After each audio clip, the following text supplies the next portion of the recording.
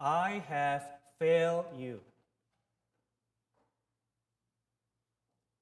For the past 7 years, it's been my privilege to serve as pastor of this parish. But I have failed you. You do so much that is good. You reach out to the poor in so many ways. You educate children. You are generous in countless ways. But I have failed you. Some of you say that you like my homilies. Some of you tell me that my preaching brings you comfort or hope. But I have failed you. And I know that I have failed you because today's first reading and today's gospel tell us what happens when preachers really tell the truth. Today's first reading describes a moment in the preaching life of the prophet Jeremiah. In the preceding chapters that lead up to this moment in our first reading today, Jeremiah speaks an unpopular truth to the politicians, to the priests, to the people of ancient Israel. Jeremiah tells them that their selfishness, their immorality, the lack of real faith is going to bring about the destruction of the whole nation. Who wants to hear that kind of sermon? When a culture is falling apart, it is much easier to attack the few people who are left still telling the truth than it is for every person in a community to admit that they are somehow participating in evil. But Jeremiah keeps speaking God's truth, even though it is not what the people want to hear. He preaches the truth, first of all, because that's what God expects. Secondly, because the world needs truth tellers. So what do they do to Jeremiah? What do they do to this preacher of truth? We heard it in today's first reading.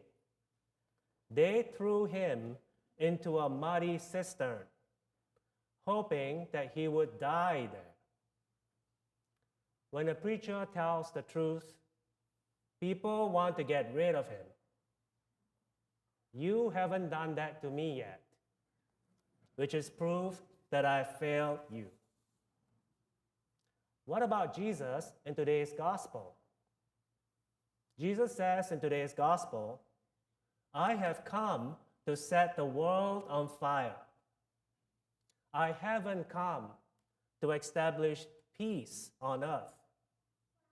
I have come to preach a truth that will shake you up so much that even families will be divided, because some will listen and accept the truth and others won't. In other words, Jesus is saying that the gospel is so full of truth in a world so full of lies that those who accept the good news of Jesus should expect rejection, even from their own families and friends. Jesus died and rose to set us ablaze with the truth, so that once we start living the truth, we won't fit in the way we used to. Jesus says, I have come to set the world on fire. Ask the Christians of Egypt what this gospel means, because they have experienced not that long ago the Christian churches, their schools, their convents being literally set on fire. Because in the orgy of violence that sweep the Middle East, Christians stand out as an easy target because they are different. Jesus indeed preached a different kind of truth than what people were used to hearing.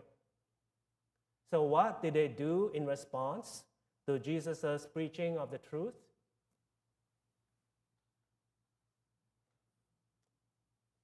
That's what they did to him for preaching the truth.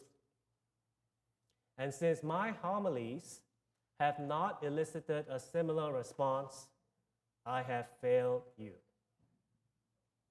In a world where technology makes it easier and easier for the evil one to spread his lies, Christian preachers like me have grown timid in telling the truth.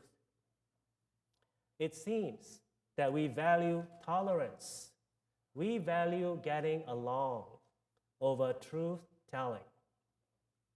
We worry that you won't come back next week if we really say it like it is. Or worse, we worry that you won't give to the collections if we really say it like it is. And so we put the gospel into a cage, hoping that it won't bite you. And it's not just preachers who are trying to cage the truth. I think in many ways, many parents have given up trying to tell the truth to their children because the truth takes hard work. Spouses and friends shy away from speaking the truth to each other. Who wants to end up in a muddy cistern for saying what's real? Jesus said in another part of the gospel that the truth will set us free. But the truth can only set us free if it first does the hard work of breaking apart the chains that enslave us to our idols and our falsehoods. The truth can't save us unless it first makes us so uncomfortable that we want to throw the preacher into the mud. But you haven't done that to me yet. So I have failed. If I had been more faithful in preaching God's truth in the past 7 years, things might have happened differently.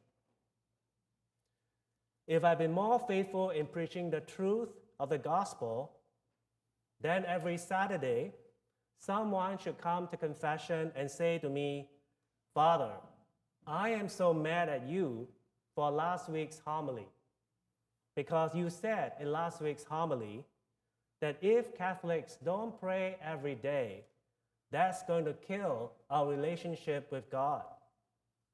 I don't want to hear that. Have you seen my calendar? Do you know how busy I am?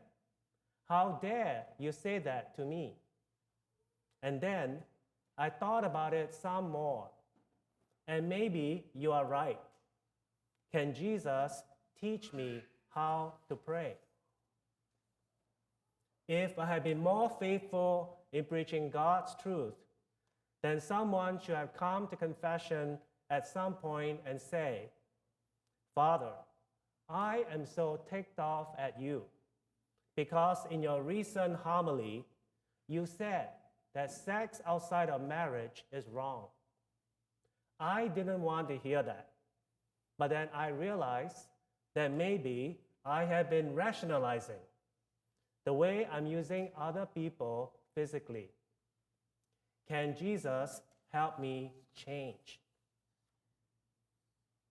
If I had been more faithful to God's truth, then someone at some point should have come to confession and say, "Father, I wrote to the bishop about you because you said in a recent homily that people who keep blithely voting for candidates who support legalized abortion are participating in a fatal self-deception. I don't want to hear that in church. You really tick me off. But then I realized that's a tough question, isn't it? Maybe I need Jesus to help me think it through some more. Can Jesus guide me? If I have been more faithful to God's truth, someone should come to confession at some point and say, I'm not happy with you, Father.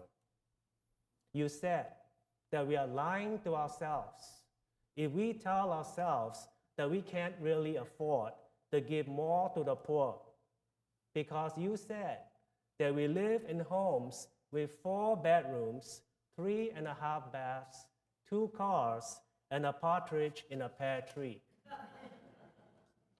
I didn't want to hear your judgment on my lifestyle.